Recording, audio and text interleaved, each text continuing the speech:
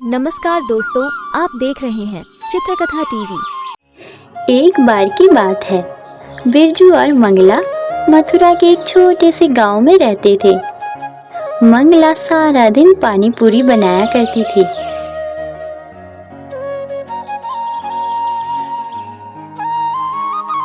और बिरजू पूरे गांव में घूम घूम कर उसे बेचा करता था।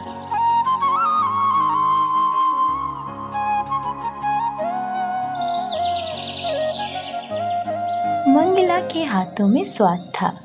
सभी को बिरजू की पानी पूरी बहुत पसंद थे। दिन भर के काम के बाद मंगला समय निकालकर माधव की पूजा किया करती थी।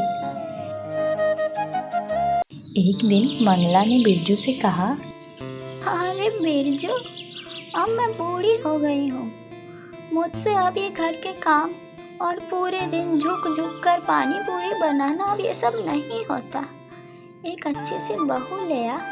हाँ अम्मा, तुम ठीक कहती हो। मैं तुम्हारी यह ख्वाहिश भी जल्दी पूरी कर दूंगा। और फिर कुछ ही दिनों बाद बिरजू अपने पसंद की हुई एक लड़की वैदेही से शादी कर लेता है। वैदेही बहुत झगड़ालू स्वभाव की थी। वो आए दिन कभी बिरजू से कभी मंगला पर चिल्लाती रहती थी और मौका पाकर बिरजू के कान भी भरा करती थी। हा, अब रहने दो, मेरा मुंह मत खुलवाओ। तुम सारे पैसे अम्मा के हाथों में देते हो, मुझे तुम क्या देते हो? हाँ, अम्मा को ना दूं तो किसे दूं? आखिर सारी पानी पूरी वहीं तो बनाती हैं। मैं नहीं जानती। कल से तुम सारे पैसे मेरे हाथों में रखोगे बस, वरना मैं ये घर छोड़कर चली जाऊंगी। हाँ। और अगले दिन से बिरजू सारे पैसे वैदेही के हाथों में दे देता है, जिस पर मंगला कुछ नहीं कहती और अपने पूजा पाठ में लग जाती है। एक रात वैदेही बिरजू से कहती है, मैं क्या कहती हूँ कि तुम्हें नहीं लगता कि ये घर बहुत छोटा है? कल को हमारा परिवार बढ़ेगा तो वे कहाँ रहेंगे? इसीलिए अब अपनी अम्मा को इस घर से जाने को कहो। अरे पागल औरत, अगर वो घर से चली गई तो ठेले के लिए पानी पूरी कौन बनाएगा? वो सब मुझे नहीं पता। वो हमारे साथ नहीं रह सकती, बस बहुत रह लिया उन्होंने। अच्छा सुनो, मेरी बात सुनो। बस एक बार तुम अम्मा से अगर पानी पूरी बनाने की विधि सीख लो तो हमें कोई दिक्कत नहीं होगी और फिर हम उन्हें आसानी से घर से निकाल सकेंगे। कुछ समझ आया? और फिर वैदेही अगले दिन से ही रसोई घर में जाकर मंगला के साथ पानी पूरी बनाना सीखने लगती है। उसका मानना था कि हाँ, पानी पूरी बनाने में कौन सी बड़ी बात है, इसकी भी कोई विधि होती है क्या? 2-4 आलू टमाटर को पानी में क्या घोल दिया तो क्या बड़ी विधि बन गई? हाँ, ये तो कोई भी बना सकता है। और फिर अगले दिन से वैदेही, अब बहुत जल्द तू इस घर की मालकिन बनने वाली है। अब से इस घर पर तेरा राज चलेगा। तभी बिरजू वहाँ आता है। अरे भाई, क्या बात है, आज तुम बहुत खुश दिखाई दे रही हो। अरे तुम आ गए। वो क्या है ना, मैंने तुम्हारी अम्मा से पानी पूरी बनाना सीख लिया है। अब तुम उन्हें जल्दी से जल्दी इस घर से जाने को कहो। अच्छा मौका देखकर हमें ये काम करना होगा। और फिर अगले दिन सभी लोग खाना खा रहे होते हैं। अरे बहू, इतनी मिर्च! मैंने तुम्हें कितनी बार बताया है ना कि तीखा खाने से मेरे सीने में जलन होती है। बस करो अम्मा, तुम हर रोज ही कुछ ना कुछ लेकर वैदेही को सुनाती रहती हो। कभी ये ठीक नहीं है, कभी वो ठीक नहीं है। क्या समझ रखा है तुमने? वैसे भी अब तुम्हारी पानी पूरी में वो स्वाद नहीं है जो पहले कभी हुआ करता था। पर बेटा, तुमने तो कुछ दिन पहले ही कहा था कि धंधा बहुत अच्छा चल रहा है। नहीं नहीं नहीं, वो तो मैंने बस तुम्हारा मन रखने के लिए कह दिया था। मेरा मानना है कि आगे चलकर मेरा परिवार बड़ा होगा, हम सब कहाँ रहेंगे, इसलिए बेहतर यही होगा कि अब तुम इस घर को छोड़कर चली जाओ।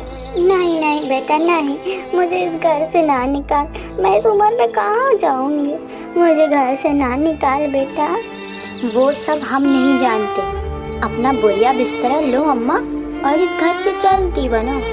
मंगला के बहुत रोने के बाद भी बिरजू और वैदेही नहीं माने और मंगला को घर से बाहर निकाल दिया। मंगला ने अपने माधव को लिया और उस घर से चली गई।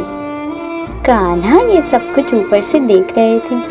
बहुत देर तक चलने के कारण मंगला थकान के कारण एक जगह पर बैठ गई। कान्हा ने कहा, मैया तुम्हारा पुत्र अभी आया। और कृष्ण जी एक गडरिये का रूप बनाकर मंगला के पास गए। अरे मैया, लो मैया तुम यहाँ बैठी हो। तुम्हें पता है मैं कब से भूखा हूँ। सुबह तुमने मुझे कहा था कि पराठे बनाकर खिलाओगी और अब तक ना खिलाया। तुम्हें पता है मैं कितना भूखा हूँ। अरे बेटा तुम कौन हो? मालूम पड़ता है कि तुम किसी और को ढूंढ रहे हो। मैया मैं बंसी। तुम कैसी बातें कर रही हो? मेरी जान मुख से निकली जा रही है और तुम यहाँ बैठी बैठी। जल्दी घर चलो ना। पर सुनो तो बेटा, सुनो जरा। मैया मैं पराठे माखन के साथ खाऊंगा, बता देता हूँ। और माधव मंगला को लेकर घर चले आते हैं, जहाँ मंगला बंसी को खाना खिलाती है और इसका ध्यान रखती है। दूसरी ओर बिरजू जब वैदेही के हाथों से बनी हुई पानी पूरी को लेकर बाजार में जाता है तो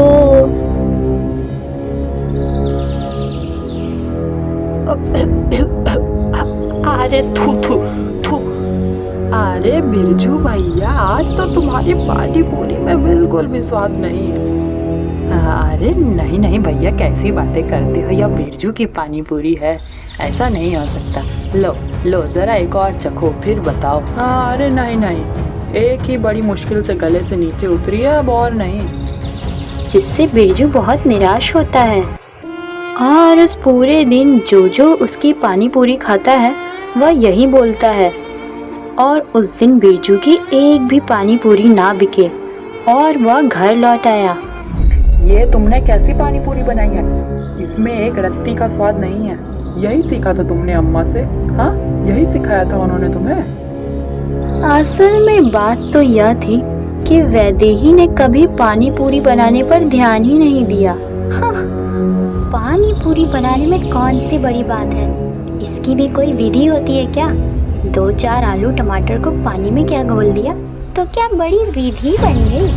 हाँ, ये तो कोई भी बना सकता है। मैं तो बिल्कुल वैसे ही बनाती हूँ जैसे तुम्हारी अम्मा ने सिखाई थी। और अगले दिन भी यही होता है। बिरजू की एक भी पानी पूरी नहीं बिकती। दूसरी ओर मंगला बंसी की माँ बनकर रहने लगती है। एक दिन मंगला ने बंसी को सुझाव दिया, अरे बंसी, क्यों ना हम लोग पानी पूरी बनाकर बेचा करें? वैसे भी मुझे पानी पूरी बनाने आती है। तुम्हारा सुझाव तो अच्छा है मैया। और फिर सुबह सुबह बंसी और मंगला दोनों पानी पूरी बनाने में लग जाते हैं।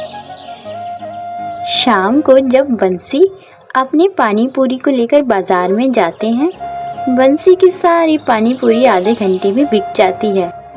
भला माधव के हाथों से बनी हुई पानी पूरी को कोई कैसे न खाता। और बंसी जल्दी ही घर लौट जाता है। ऐसे ही दिन बीतने लगते हैं। बिरजू और वैदेही की स्थिति दिन प्रतिदिन खराब होती जा रही थी। उनके पास संचय किया हुआ धन भी खत्म होने को था। बिरजू अपनी बीवी के बहकावे में आकर अपनी अम्मा को घर से निकालने के फैसले पर खूब पछताता था। एक दिन उसने सोचा, बस अब मैं अम्मा को कहीं से भी खोज कर वापस लाऊंगा। एक तो लोगों से पूछते पूछते उसे मंगला का पता चलता है और वो बंसी के घर जाता है।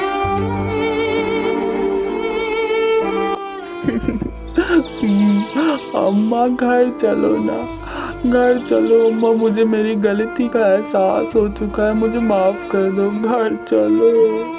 अरे बिरजू तो नहीं बेटा नहीं, कौन सा घर? तुझे तेरी गलती के एहसास में नहीं, तुम्हारा स्वार्थ यहाँ खींच लाया है। तुम मुझे अपने स्वार्थ के लिए लेने आए हो। ना ना अम्मा, ऐसा ना कर, घर चलो मेरे साथ, घर चलो अम्मा, ऐसा ना कहो। बंसी अकेला रहता है, अब मैं बंसी की मैया हूँ, मैं बंसी को अकेला छोड़कर नहीं जा सकती, मुझे उसका ध्यान रखना है। बिरजू की माफ़ी मांगने के बाद भी मंगला उसके साथ नहीं जाती। रात को जब पानी पूरी बेचकर बंसी घर लौटता है, मैया मैया, या लो आज के पैसे। अरे क्या बात है मैया, आज तुम बहुत परेशान दिख रही हो। मैं जानता हूँ आज बिरजू आया था ना। पर बंसी तुम्हें ये सब कैसे पता?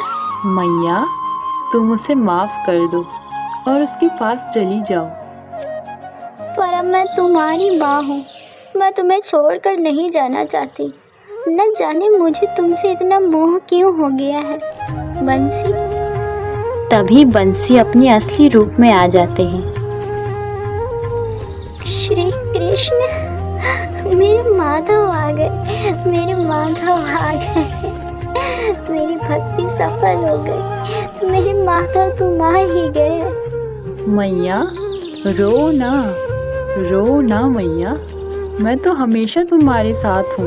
मैं तुम्हारी सच्ची भक्ति से इतना प्रसन्न था, इसलिए तो मैं तुम्हारा पुत्र बनकर आया मैया। बिरजू को माफ कर उसके पास चली जाओ। पर मैं मेरी बंसी के बिना कैसे रह पाऊंगी? मैं तुम्हारा वही बंसी तुम्हारे साथ हूँ मैया, हमेशा तुम्हारे साथ रहूँगा। और कान्हा जी की बात मान मंगला अगले दिन बिरजू के घर पहुंचकर सुबह सुबह पानी पूरी बना रही होती है, जिससे वैदेही और बिरजू की आंखों में खुशी के आंसू आ जाते हैं। और मंगला कहती है, आओ मेरे बच्चों, आओ। जिन सबको माधव देखकर बहुत प्रसन्न होते हैं। इस कहानी ने आपका मन मोह लिया है तो चित्रकथा टीवी को ज़रूर सब्सक्राइब करिए। बोलिए जय श्री जगन्नाथ। मिलेंगे आपसे फिर से एक नई कहानी में, तब तक के लिए अपना बहुत ख्याल रखें। नमस्कार दोस्तों, आप देख रहे हैं चित्रकथा टीवी।